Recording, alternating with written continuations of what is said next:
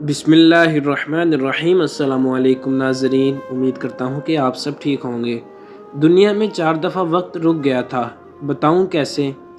حضرت بلال نے اذان نہیں دی، حضرت علی رضی اللہ تعالیٰ عنہ کی نماز قضا ہوئی تو حضرت محمد صلی اللہ علیہ وآلہ وسلم شب معراج کے لیے گئے تھے۔ بی بی زینب تلاوت کر رہی تھی، سر سے دوپٹہ اتر گیا۔ مانگنے والے کو دنیا دیتی ہے اور دینے والے کو اللہ دیتا ہے۔ کھونے کے بعد ہی پتہ چلتا ہے کہ کتنا قیمتی تھا جو چلا گیا، وہ وقت ہو، انسان ہو یا کوئی رشتہ۔ اچھے لوگ آسانیاں اور برے لوگ پریشانیاں تقسیم کرتے ہیں۔ ہمیشہ قصور تربیت کا نہیں ہوتا، کچھ رنگ صحبتوں کے بھی چڑھتے ہیں۔ دستک کی قدر کیجیے، یہ گھروں کو ویران نہیں ہونے دیتی۔ خود کو بھی وقت دو، آپ کی پہلی ضرورت آپ خود ہیں۔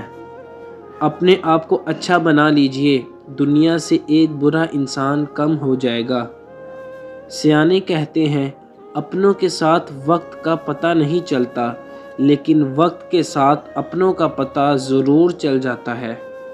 حضرت علی رضی اللہ تعالیٰ عنہ نے فرمایا، 3 طریقوں سے پریشانی خوشی میں بدل جاتی ہے۔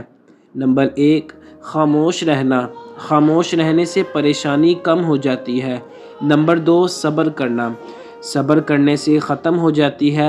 نمبر 3، شکر کرنا، شکر کرنے سے پریشانی خوشی میں بدل جاتی ہے۔ پوتے کا سوال اور دادا کا جواب۔ ایک نوجوان نے اپنے دادا جان سے پوچھا، دادا جان، آپ لوگ پہلے کیسے رہتے تھے؟ نہ لائٹ، نہ جہاز، نہ انٹرنیٹ، نہ کمپیوٹر، نہ فلم، نہ ٹی وی، نہ اے سی، نہ گاڑی اور نہ فون۔ دادا جان نے جواب دیا، جیسے تم لوگ ابھی رہ رہے ہو، نہ قرآن، نہ دین، نہ اسلام، نہ نماز، نہ روزہ، نہ شفقت، نہ احترام، نہ ادب، نہ اخلاق، نہ شرم، نہ حیا۔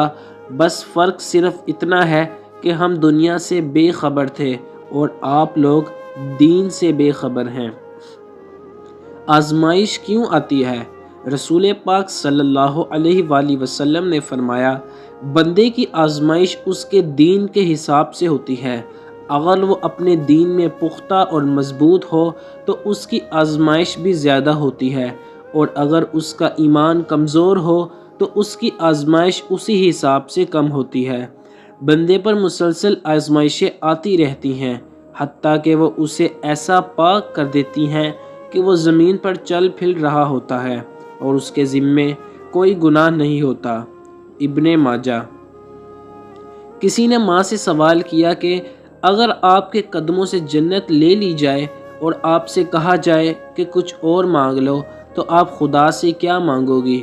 تو امی نے بہت خوبصورت جواب دیا، میں اپنی اولاد کا نصیب اپنے ہاتھ سے لکھنے کا حق مانگوں گی، کیونکہ ان کی خوشی کے آگے میرے لیے ہر جنت چھوٹی ہے۔ وہ بھی کیا دن تھے جب کسی کو گھر کے دروازے سے باہر تک چھوڑ کر آتے تھے تو آنکھیں نم ہو جاتی تھیں۔ اب تو قبرستان چھوڑ کر آنے پر بھی قہقہے گونجتے ہیں۔ جب بجلی چلی جاتی ہے تو ہم سوچتے ہیں کہ کاش موبائل چارج کر لیتے۔ اسی طرح ایک دن اس دنیا سے چلے جانے کے بعد سوچیں گے کہ کاش کچھ نیک اعمال کر لیتے۔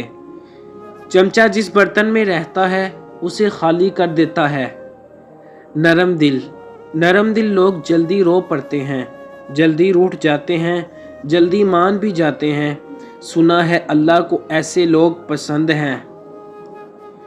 گفتگو کے لیے منہ انسان اپنا کھولتا ہے، مگر تربیت اس کے بڑوں کی بولتی ہے۔ شاید اسی لیے کسی نے خوب کہا ہے، عادتیں نسلوں کا پتہ دیتی ہیں۔